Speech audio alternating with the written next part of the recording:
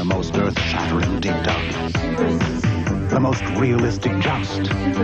Welcome to WatchMojo, and today we're counting down our picks for the top 20 worst video game consoles. The best software makers from around the world recognize the limitless possibilities of an advanced game platform capable of sophisticated graphics and incredible special effects. For this list, we'll be looking at the lowest points in video game console history, whether their failures were due to a lack of games, poor hardware, or both. A special shout out goes to Google Stadia, which certainly crashed and burned, but doesn't feel enough like a traditional console to include. Did you own any of these console bombs? Do you think the hate is overblown? Share your thoughts in the comments. Number 20, Commodore 64 Game System. Are you keeping up with the Commodore? 'Cause the Commodore is keeping up with you. Released in 1982, the original Commodore 64 was a titan in the earlier days of PC gaming. A home console version may have sounded like a great idea, but Commodore didn't release it until 8 years later. Not only was the market already dominated by Nintendo and Sega, but 16-bit was quickly becoming the norm. However, it also failed due to a pretty fatal flaw. The system was compatible with all Commodore 64 cartridges, yet the exclusion of a keyboard meant that most of them couldn't be played. And computer terminology, Commodore is used. The system was dated tech, and without the games to support it, there was nothing to bring players in. It only released in Europe, and of the 80,000 units produced, only a quarter of them sold. 'Cause the Commodore is keeping up with you. Number 19, Turbo Express. Us.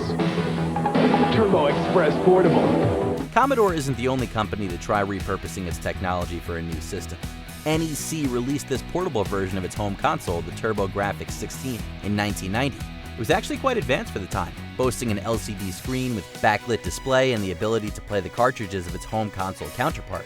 Unfortunately, being innovative actually harmed it. The impressive tech meant much shorter battery life and a higher price than competitors, which many consumers weren't willing to pay. LCD was still very new, resulting in pixelation failure in many units. Additionally, since most of its games were designed to be played at home, text-heavy games were extremely hard to read on the smaller screen. Are you one of us? 16-bit graphics, or one of them, 8-bit? Number 18, Nuon. The best software makers from around the world recognize the limitless possibilities of an advanced game platform capable of sophisticated graphics and incredible special effects. Making the PlayStation 2 compatible with DVDs helped boost its public image for the average consumer. But when VM Labs tried to do something similar, it failed miserably. Granted, they're not exactly comparable, but 2000's Nuon seemed like it could have been a hit with the right business mind. The Nuon Virtual Light Machine is sound at the speed of light. It was marketed as a high-end DVD player with several features others didn't, like a zoom tool. It could also play games, but only received 8 over its lifetime, one of which was recalled. None of them played particularly well, and only 4 movies would take advantage of the DVD features. It cost more than the average DVD player with basically nothing to show for it. Transcends the role of just a movie player and becomes a total interactive entertainment system for the whole family. Number 17, Ouya. What if you could push a button and reset the entire video game industry? After an extremely successful Kickstarter in 2012, it appeared the Ouya was going to make a strong impression the following year. The microconsole ran on a modified Android OS, promoted an easy way to mod, and many games were free to try. It was supposed to be more affordable than other consoles, and to be fair, it was. But it didn't have the compelling games to justify the already low price point of $99, and many of them were already available on smartphones. Shooters, adventure, retro, even frog flinging. The Ouya's poor internet connectivity also meant those games might not run as well. The controller had its own issues, like input lag and buttons that would stick. The console was discontinued in 2015. Number 16, LaserActive. With the introduction of LaserActive, Pioneer now moves to the next level in the new world of interactive media. Raise your hand if you remember Laserdisc. The format was a more advanced and therefore more expensive counterpart to VHS. In 1993, Pioneer Corporation released the LaserActive, which could play Laserdiscs, CDs, and video games. Back then, CDs were also pretty pricey to manufacture, and so the LaserActive launched at the insane price point of $970. Technology that allows you to enjoy everything you already know and have come to appreciate in Laserdisc quality. None of its exclusive games were remarkable, but it partnered with other companies to release add-ons called packs.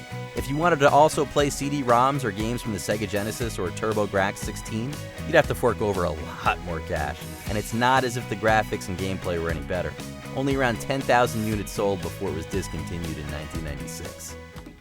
Hit the play button and go blow up some spaceships. Number 5. Ganken Compact Vision TV Boy. コントロールレバーを握った瞬間、君のテレビはエキサイティングに動き出す。テレビボーイ。 Released solely in Japan in 1983, Ganken's TV Boy never stood a chance. That's because it launched mere months after Nintendo's Famicom and Sega's SG-1000. The company created the console to compete with Epic and seemingly never saw the two future giants coming. So when the TV Boy launched, it was already behind the times. ソフト充実。ゲーム途中でも見たい番組が見られる。 There weren't as many games or features, and those it did have weren't up to snuff. In fact, only 6 games released for the TV Boy, the most notable being a Frogger port. Moreover, its competitor Epic released a new model of its cassette vision console at a cheaper price. Naturally, low sales followed, and Ganken never released another console. コンパクトタイプのビッグマシーン。テレビボーイ新登場。 Number 14. Hyperscan. The new Hyperscan video game system is here, featuring X-Men. The 7th generation of consoles saw tremendous growth. While toy company Mattel had a unique idea with the Hyperscan, that doesn't mean it was a good one. The console released in late 2006 for the relatively low price of $69.99. It used cards earned in $10 booster packs to add characters, levels, and other features into your base game.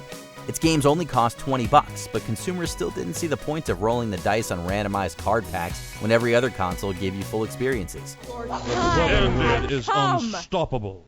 Magnetic, isn't it? Plus, if you wanted to unlock everything, you'd have to spend a whole lot more.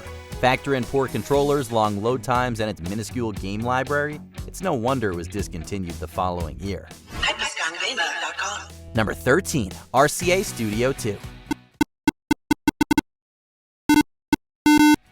Like Ganken's TV Boy, the RCA Studio 2 was outdated by its competitors on release and was ultimately destroyed by what came after. It launched in 1977 and had its controllers, twin keypads built into the unit. Its games were also only in black and white. Other consoles of the time, like the Fairchild Channel F, already had colorized games.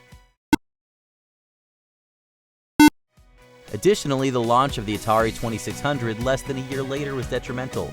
With groundbreaking games and a joystick, the new standard in controllers, it quickly made the Studio 2 look like a relic. As a result, it sold very poorly, resulting in layoffs and a discontinuation in early 1978.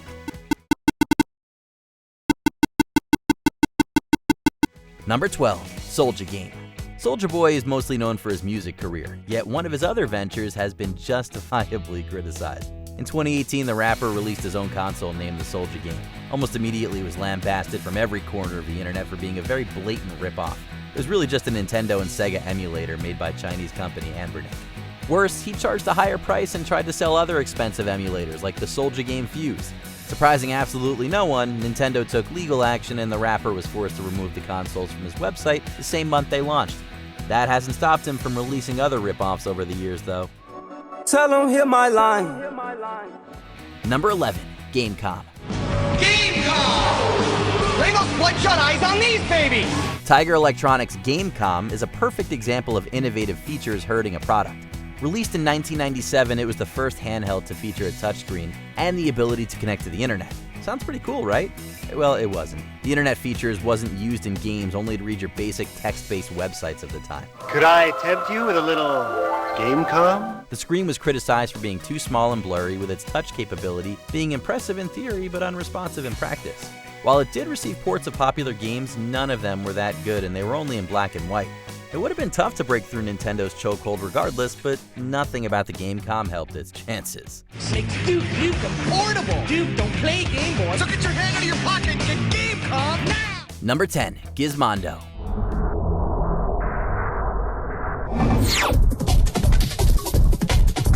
Before smartphones, several companies tried releasing handheld phone hybrids.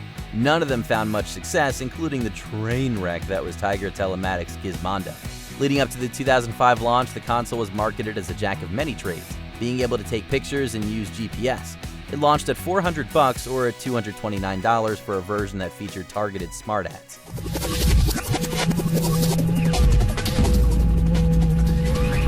However, Tiger announced a new model featuring a wider screen and the ability to make phone calls months before the first one was out. Low sales and reports of the CEO's ties to the Swedish mafia caused Tiger to go bankrupt before that new model could even be released.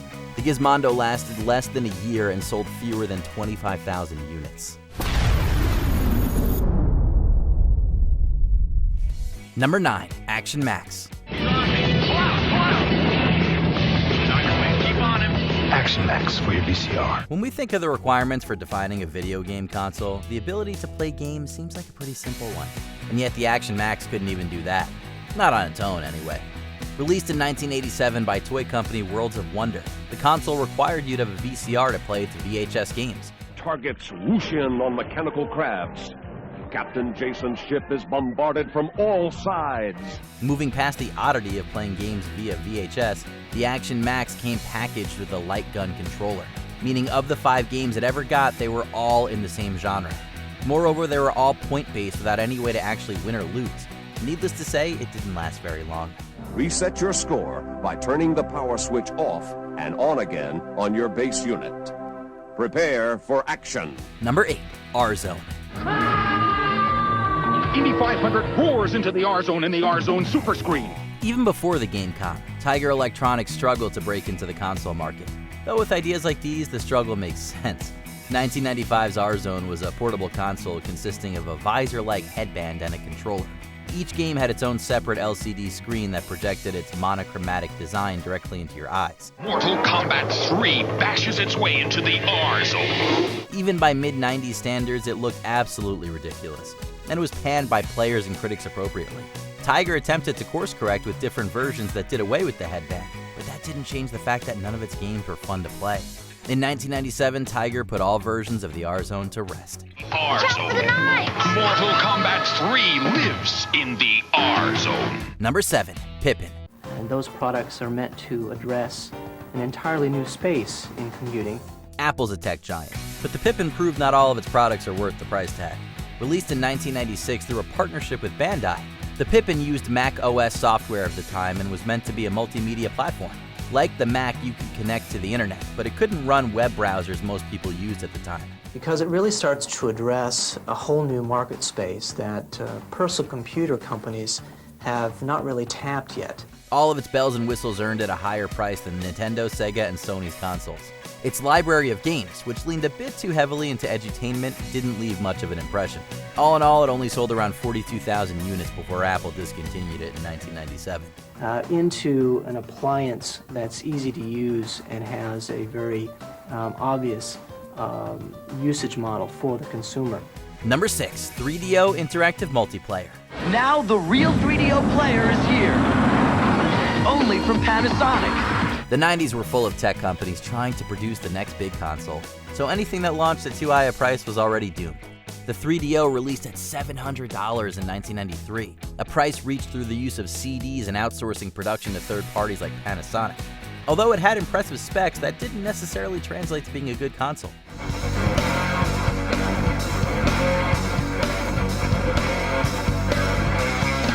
It only had one game at launch, and the majority of its library would be better described as poorly made interactive movies rather than actual games. Though its price would drop throughout its life cycle, later systems like the Sega Saturn and PlayStation would make it look dated. The 3DO was discontinued in 1996. 3DO from Panasonic Gold Star and Creative Labs, now $3.99 plus free games. Number 5. Atari 5200. The most earth-shattering dig-dug. The most realistic joust. Atari may have provided gamers with some good years with the 2600, but its follow-up was a disaster. Released in 1982, the 5200 promised arcade graphics and an advanced controller. While its graphics certainly looked better than the 2600s, most of its library consisted of updated versions of the same games. Pac-Man for the Atari 5200 Super System. Now you're talking. An adapter for 2600 cartridges would later release, but that was far from the only problem. The cheaply designed joystick was prone to breaking, making the controller widely regarded as one of the worst of all time. More importantly, it was one of several ways in which Atari saturated the home console market, leading to the infamous 1983 crash. It was discontinued in '84 after reaching only a fraction of the 2600 sales. Its only competition is you. Number 4. N-Gage.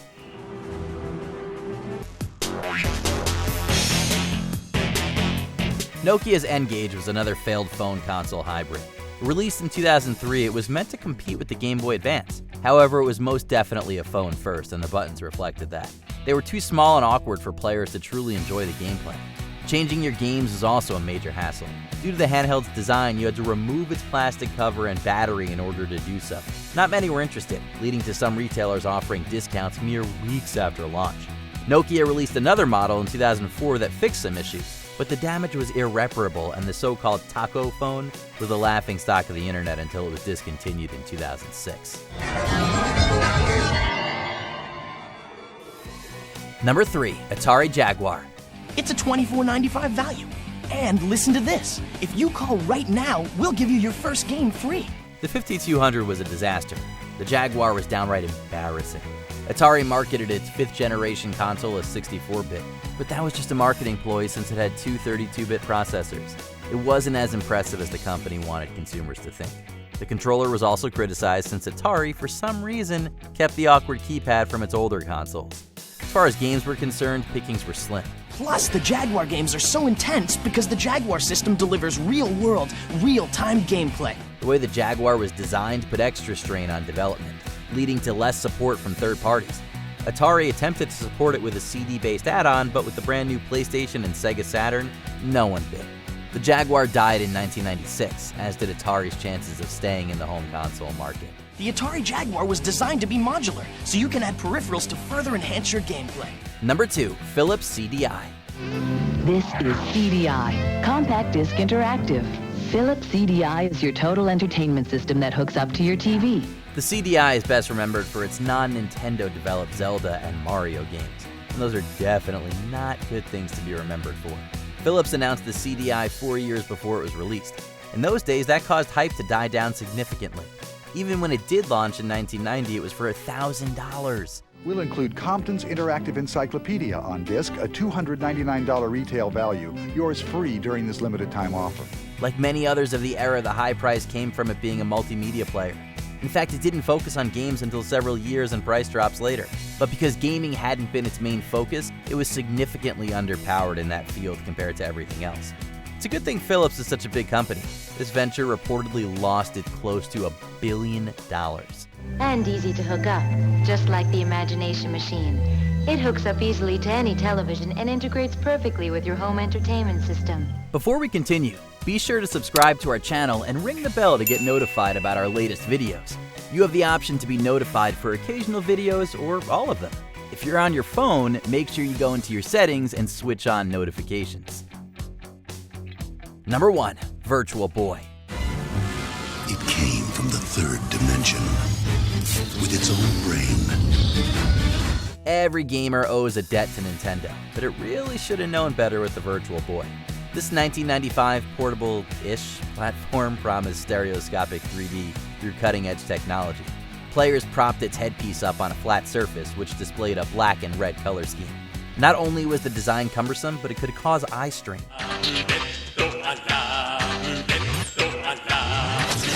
Nintendo reportedly rushed it to market in order to focus on and use more resources for the upcoming N64. Even still, the new tech cost $180, quite pricey for a handheld. It wasn't fun to play, it could actively hurt you, and it only received 22 games during its lifespan. With only 770,000 units sold, it is by far Nintendo's biggest console failure. It only lasted a year. In the mood for more awesome gaming content? Be sure to check out this video here on Mojo Plays. And don't forget to subscribe and ring the bell to be notified about our latest videos.